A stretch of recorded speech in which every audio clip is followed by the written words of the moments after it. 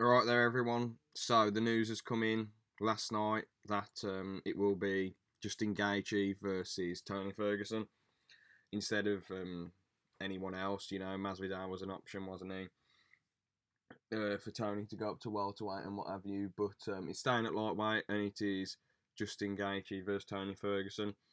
So my predictions for the fight, the thing is, a lot of people say Gaethje's a bad style matchup because Tony lets himself get hit. Now, I will admit Tony hasn't fought a power puncher like this before, in my opinion.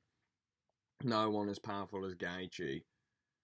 But Gaethje stands with you. He's not trying to pick... Like, he doesn't... In his last... Okay, against Vic, Barboza and Cowboy, he was quite smart with it. But against Tony, he's probably going to need to stand with him and come forward.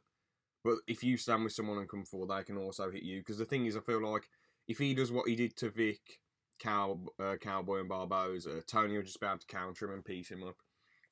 Because, I mean, if you look at all the guys Tony's fought, after they fought him, their face has been bloodied and battered, and the same can happen to Gaethje. But I feel like out of all the guys Tony's fought, Gaethje's got the most heart and the most power and the best chin. So it's just going to be ridiculously interesting, to be honest. Yeah, I mean... Tony has fought better competition than him, way better competition, and he's been through way more people than Gaethje has been. I know Gaethje fought Eddie Alvarez and Dustin Poirier, and he had some good success against Eddie Alvarez. He was leg kicking him quite a bit, and he landed a couple of decent right hands against Poirier, but, the Poirier fight, Poirier was just better than him. Gaethje didn't really defend himself that well, he just kept coming forward. He did put his hands up a bit, but he just kept coming forward all the time. And against Alvarez, he was getting him loads with the leg kicks, but eventually it was leg kicks versus Eddie's body shots, and Eddie's body shots managed to win in the end. And Eddie landed a few knees on him, and that's what, I think it was in the third round or the fourth, I can't remember. And that was what finished the fight, So, I'm pretty sure it was the third, but yeah.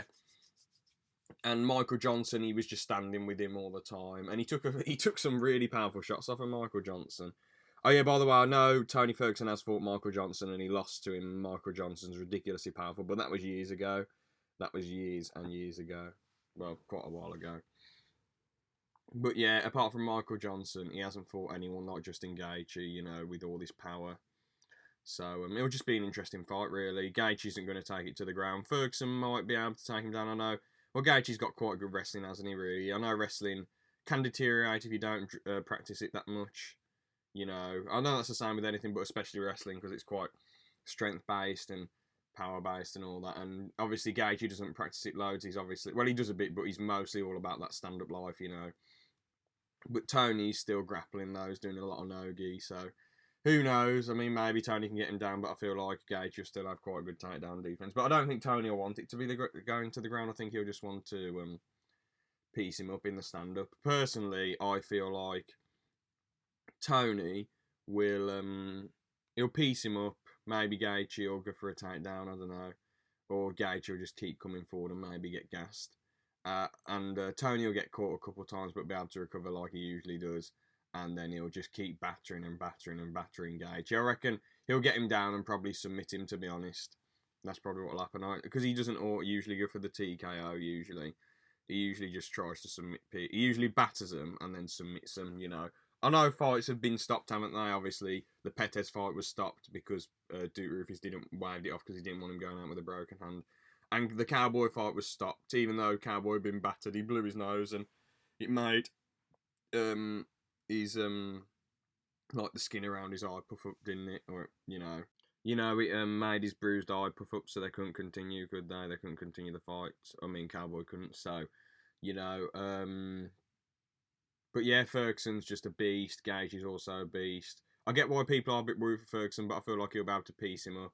I know Gaethje might come forward, but other people have done that to Ferguson, and look what's happened, So I do think it'll be a really good fun fight. I mean, as I said, Khabib versus Ferguson can't happen. This is like the next best thing, man. Gaethje always puts on a show. Ferguson always puts on a show. It is going to be class. I know Gaethje might not be as good as he usually is because he, as I say, usually likes to have a full camp, but So for this fight, I'm going to go for Tony Ferguson winning, mainly because he's actually had a full camp and I think he'd beat him anyway, even if Gaethje had a full cam. But it's gonna be. I reckon it'll be Ferguson's hardest fight personally, because Gaethje just has such a chin on him, but so does Ferguson. You know, so this will just be absolutely class. The thing is, Ferguson does get close to getting finished, as I say, but you know, I don't think Gaethje will be able to finish him. I think it'll be close, but Ferguson will be able to get up and counter it. You know, so I think Ferguson will submit Gaethje. He'll batter him a bit, you know, quite a lot, and then just get him down and submit him, I think, personally. There's another fight that's been rumoured to be on this card that I wanted to talk about quickly. Francis Ngannou versus Jairzinho Rozenstruik. Now, this is a very interesting one, to be honest. The last time Francis fought someone who's also like a mad power puncher, Francis is more like, he's a lot more slick with his stuff. He tends to land it a lot more, and he's not as wild. Like, he's wild. He does load up a bit, but he's not like Derek Lewis or Mark Hunt or Roy Nelson, you know. Well, Roy Nelson's quite good with his punches, but like, he isn't just a power puncher who loads up, you know. He's a dude who's like really slick, and you know, he's quite smart really with the way he fights, especially in his last three. You know, he wrecked Curtis Blades, you know, in one round.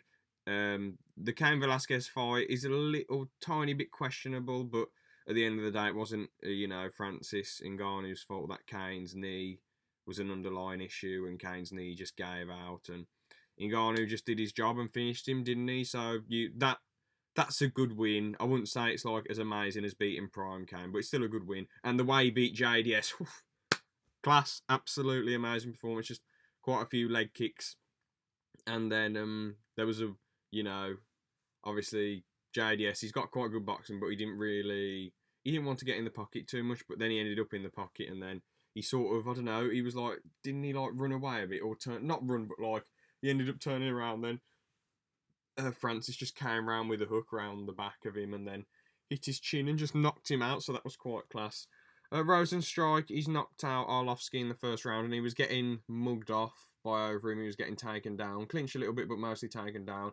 Rozenstruik is quite tough though. He was trying to land a few hammer fists from the bottom, and that went okay, I guess. You know, he landed he would rush, like he would, you know, empty his tank a bit on Overeem, but Overeem just kept his hands up and defended it all, like, and he did try and land a few big knees on him, but it didn't seem to be doing too much damage. I know Overeem was bleeding a bit, but you know, he was mostly fine. Rozenstruik has got a decent chin, Reem him with some decent punches, you know, and it didn't really phase him that much. But I feel like if he stands with Francis, Francis will just knock him out cold. It is quite dangerous though, because Francis, as I say, he's slick, but Rozenstruik's quite powerful. He's not as slick as Francis, but he's still quite powerful. I know every heavyweight's powerful, so yeah. This will be a very good one as well if they do add it to UFC 249. I just wanted to talk about it because it'll be quite a cool fight. I know Rozenstruik, he's quite good, but I personally would have preferred Francis to fight someone, I don't know, just someone else, I guess. Just like Volkov, but they can't do that with this current pandemic going on. And I don't, does Rozenstruik live in America? Because Dana said that would be a potential fight for UFC 249. I know he's not from America. I'm pretty sure he has a different, I don't know where he's from. Like he might have been born somewhere else and then, you know, came to America or whatever.